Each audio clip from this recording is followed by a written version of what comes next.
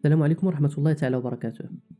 هذا الفيديو هو البداية ديال واحد المسار جديد ماشي غير ليا أنا، ولكن لكل واحد فيكم باغي يبدل حياته ويتعلم واحد المهارة جديدة ويبدا رحلة النجاح بفضل الله.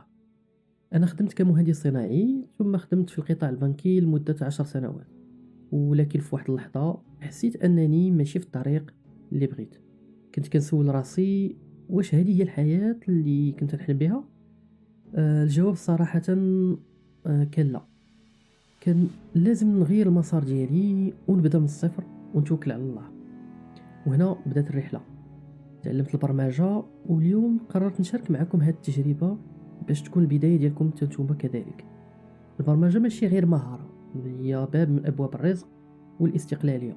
اليوم تقدر تخدم من أي بلاصة، تقدر تبدل الحياة ديالك وتقدر تصنع المستقبل ديالك بنفسك.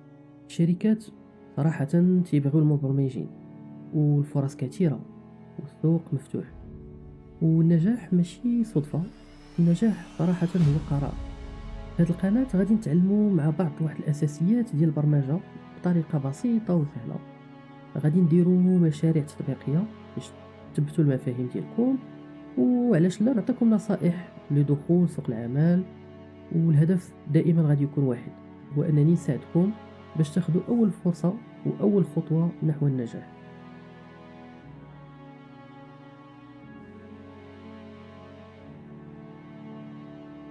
إلا كنتو باغيين تغيروا الحياة ديالكم فهذه هي الفرصة ديالكم.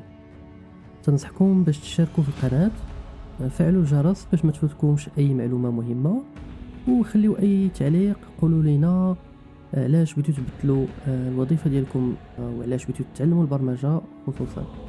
وديما تنقول وما توفيقي إلا بالله. إلا كنتم مستعدين يلا نبداو هذه الرحلة على بركة الله.